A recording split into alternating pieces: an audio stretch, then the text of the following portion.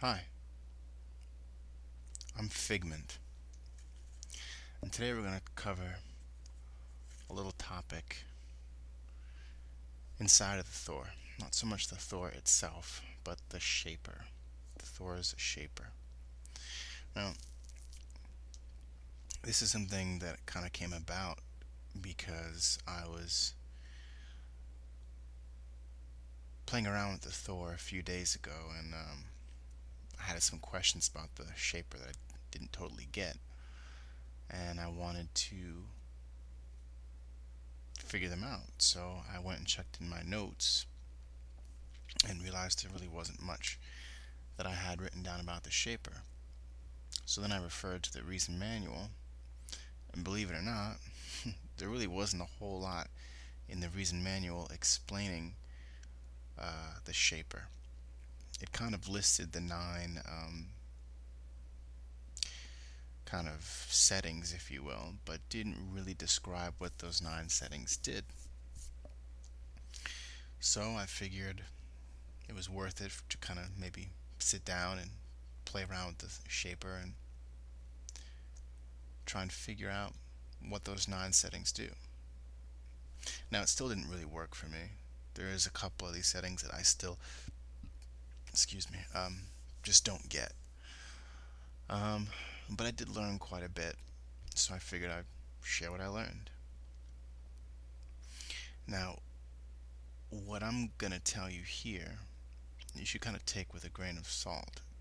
I mean, what I mean by that is if you check the manual, it gives you some description like, well, there's all these other factors in play besides just the shaper, and all those other factors change what the shaper does. And I guess on some levels that's true because, if you were to use, let's say, an FM pair oscillator or a wavetable oscillator and some different type of filter, all this stuff comes before the shaper. The oscillators and the filter come before the shaper. So whatever these settings are going to do, will I mean, I suppose they're going to do the same thing. Like, just because you change the filter isn't going to change necessarily what soft clip will do or necessarily what saturate will do, but it will change the effect of what soft clip or saturate or sine does because of the different filter types and oscillator types that are coming through. So just for the sake of simplicity, I'm just going to use an analog oscillator with a sine wave and no filter section. Um, but like I said, take this with a grain of salt because when you change what comes through the filter types and the oscillator types before this, the shaper will shape those waves differently. So I'll run through them from top to bottom, and I'll tell you what I know about them. Like I said, some of them still escape me as far as what the hell's going on there. But let's see, I have this little simple scale here. So we have our sine wave coming through here.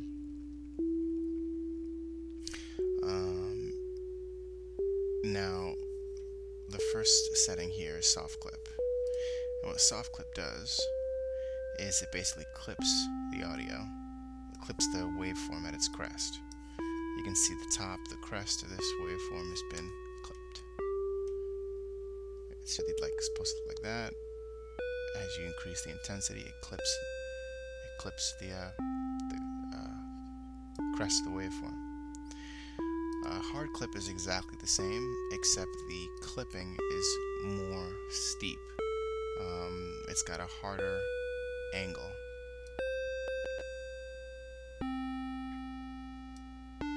Versus your soft clip.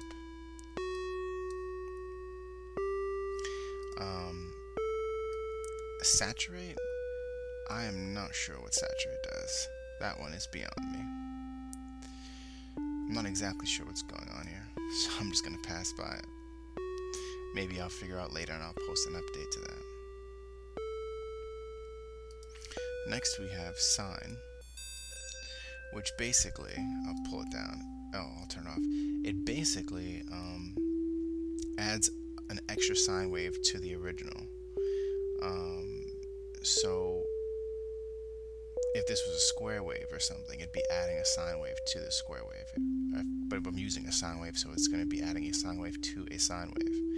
And in this case, the drive increases the frequency of the added sine wave. So already you can kind of see this extra sine wave showing up in each crest here. And as you increase the drive, the second sine wave is much more pronounced. And eventually you'll start to get a really complex waveform.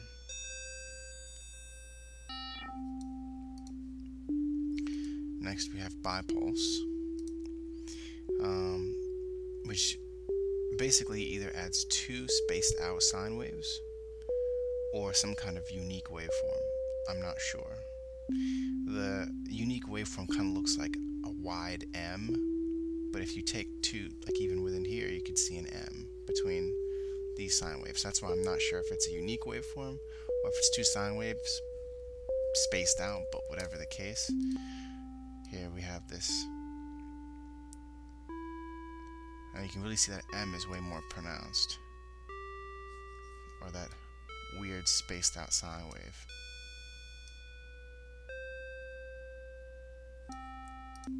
Unipulse, unipulse is the next one. It's basically the reverse of bipulse.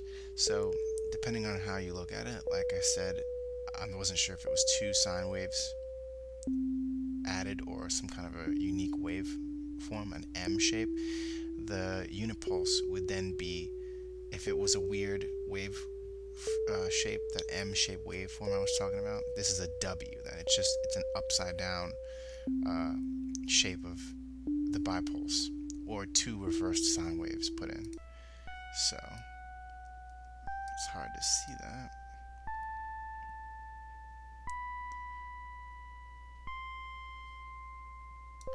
You can see how the peaks are upside down now.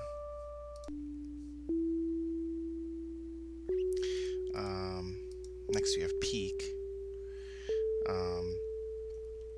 which is, I don't want to say it's kind of like unipulse, but it's got a weird way of taking the peaks exclusively and flipping them into the trough of the waveform. So see how that's different than unipulse? Unipulse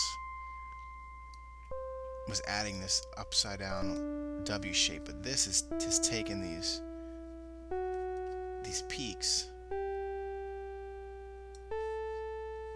exclusively and turn them into the trough. It's almost kind of even chopped off. It's chopped off the peaks are reversed and the trough has been brought up and flattened. The peaks and trough, just by the way, if you guys aren't familiar with that, the peaks of a waveform are the tops, the troughs are the bottoms. So you can still talk about the top and bottom, but actually they're called peaks and troughs. Right, so rectify raises the troughs of the waveform. If you notice here, so I've kind of turned up the see how deep those troughs are? They come down really low. As I raise this up, you see those troughs get shorter and shorter. See how short they are now? They're barely coming down. Those peaks are still reaching up, but those troughs are not. And as you go up, now they're almost bended upwards, still raising them. At some point, they can be completely flat.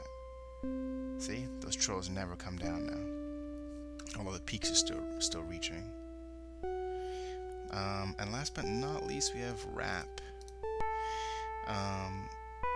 It kind of bends the peaks into a shape I can't describe. I actually just had it on drive, so look how weird that is. I can't really describe that shape, but here's our peaks.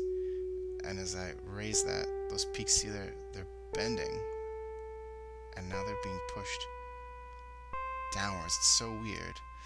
It almost has the appearance of frequency modulation, if you ask me. If I had to describe it in some way, I would say it looks a bit like frequency modulation, but I wouldn't necessarily call it that. So, there you have it. We've just reached our 10-minute marker. I don't want to push this too long. Hopefully, that's given you some insight into what the shaper can do. Also, like I said, keep in mind, depending on what waveform comes through here and what type of oscillator you're using and what type of filter setting is on and what type of filter you're using, those 9 effects will have a different result to the wave that's coming through.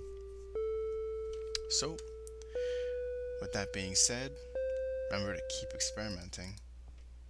Most importantly, just have some fun and go play around with a Thor. I'll talk to you guys later.